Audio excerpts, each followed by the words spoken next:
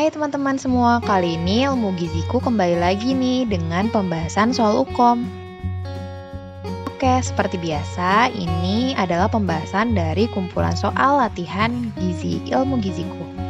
Oke, kita lanjut ya buat soal 11. Jadi buat kalian yang belum tahu, bisa lihat video di atasnya ya buat tahu soal nomor 1 sampai nomor 10. Oke, sekarang kita lanjut ke soal nomor 11. Sistematikanya masih sama ya, jadi kalian baca dulu soalnya, bisa di pause videonya, terus kalian pilih dulu nih jawabannya. Nanti baru Mimin bakal bahas. Oke, untuk pembahasannya sendiri, kalau soal UKOM itu biasanya kita harus nyari kata kuncinya. Kalau di soal ini kata kuncinya itu dia mau mengukur tinggi badan, tapi kondisinya itu bungkuk si laki-laki ini. Kalau misalnya kita pakai tinggi badan yang biasa, otomatis itu nggak relevan dong, karena tinggi badannya kan nggak sesuai sebenarnya. Jadi jawabannya adalah tinggi lutut. Jadi nanti hasil dari tinggi lututnya ini akan dikonversi menggunakan rumus. Nah, rumusnya ini akan Mimin share di Instagram ya, untuk tinggi konversi dari tinggi lutut ke tinggi badan. Oke, kita lanjut ya ke soal nomor 12. Soal nomor 12 ini bisa dibaca dulu ya soalnya. Dan ini pilihan jawabannya. Oke, mungkin udah pada banyak yang tahu ya tentang efek dari teknik pengolahan dengan cara dibakar. Jadi kalau misalnya dibakar, otomatis kan biasanya timbul kehitaman gitu ya di makanannya. Nah, itulah yang menyebabkan timbulnya zat karsinogenik. Oke, kita lanjut ya ke soal ke-13. Jadi bisa dibaca dulu soalnya. Dan di sini juga ada pilihan jawaban. Sebenarnya kalau UKOM itu pilihan jawabannya ada 5 ya, tapi karena di Instagram cuma bisa 4, akhirnya ke bawah di sampai YouTube buatnya 4 doang. Tapi sebenarnya kalau UKOM realnya itu ada 5 pilihan jawaban. Oke, untuk pembahasannya di sini kita lihat dulu ya fungsi zat gizinya itu untuk pembentukan neural tube otak janin. Nah, biasanya yang berhubungan sama otak itu adalah zat gizi asam folat. Oke, kita lanjut ke soal 14 ya. Soal 14 bisa dibaca dulu. Nah, ini pilihan jawabannya ya.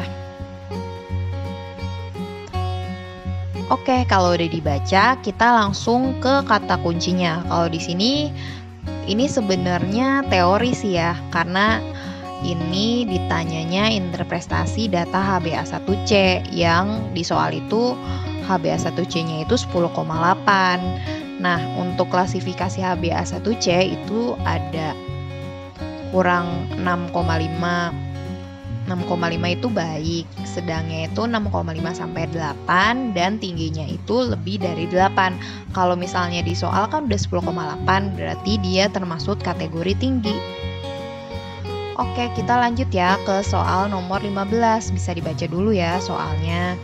Nah, di sini ada pilihan jawabannya juga. Kalau udah dibaca dan udah dipilih jawabannya, di sini kita cari kata kuncinya ya. Kata kuncinya ada di jumlah biaya. Oke, jadi kalau misalnya berhubungan sama biaya, itu biasanya berhubungan sama anggaran belanja makanan. Jadi jawabannya D.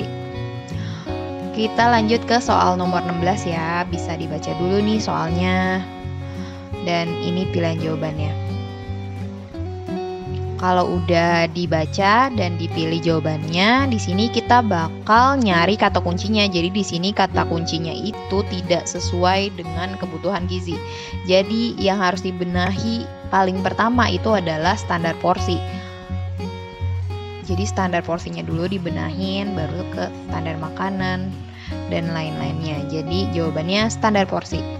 Oke, kita lanjut ke soal nomor 17 ya. Jadi soal nomor 17 itu bisa dibaca dulu ya soalnya. Dan ini ada pilihan jawabannya. Kalau udah selesai baca dan milih jawabannya, di sini Mimin bakal langsung bahas ya. Jadi untuk soal ini kata kuncinya itu sebenarnya teori lagi, yaitu penambahan kalori bagi wanita menyusui yang bayinya itu usia 5 bulan. Jadi menurut AKG 2019 itu kita lihatnya ibu menyusui yang 6 bulan pertama. Penambahan kalori untuk ibu menyusui pada 6 bulan pertama. Jadi jawabannya adalah A, 330 kilokalori. Oke, kita lanjut ke soal nomor 18. Di sini kalian bisa baca dulu ya soalnya. Dan ini dia pilihan jawabannya.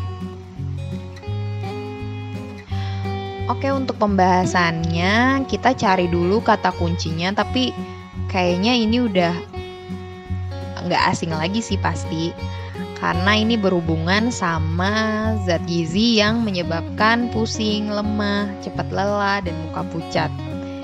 Pasti udah pada tahu dong jawabannya. Ya, benar banget, jawabannya adalah zat besi. Oke, kita lanjut ya ke soal nomor 19. Di sini kalian bisa baca dulu nih soalnya. Nah, ini pilihan jawabannya. Oke, untuk pembahasannya sendiri, ini kita cari dulu ya kata kuncinya. Di sini pelajarannya survei konsumsi lagi. Dan yang harus kita perhatikan itu, dia itu mengukur persediaan bahan makanan di awal sampai akhir. Semua dihitung, yang diterima, diberi, dan dibuang, makanannya juga ditimbang tiap hari. Itu apa? Jawabannya adalah B, inventory method.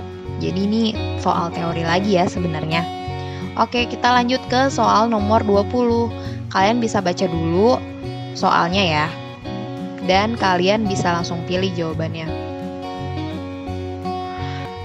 Nah, kalau misalnya udah, Mimin bakal langsung bahas ya sekarang. Nah, untuk soal ini kita cari lagi kata kuncinya, yaitu dia melihat rata-rata asupan zat besi selama 1 bulan. Oke, kalau misalnya kayak ginian, biasanya dia cara mudahnya dan dapat rata-rata asupan zat besi. Berarti kan satu zat gizi ya, itu biasanya menggunakan FFQ atau Food Frequency Questionnaire. Jadi jawabannya yang A. Dan biasanya FFQ ini akan disesuaikan dengan tujuan penelitiannya. Misalnya penelitian dia tentang zat besi, berarti makanan-makanan yang ada di FFQ itu disesuaikan sama makanan-makanan yang tinggi akan zat besi, atau mungkin yang menghambat si zat besinya itu. Jadi si peneliti itu bisa langsung tahu rata-rata asupan zat besinya tuh kayak gimana di kelompok WUS itu atau wanita usia subur, kayak gitu. Nah, oke, mungkin segitu aja ya pembahasannya. Satu video 10 soal. Bantu juga ya teman-teman buat follow IG dan juga subscribe channel ini. Oke, terima kasih. Bye-bye.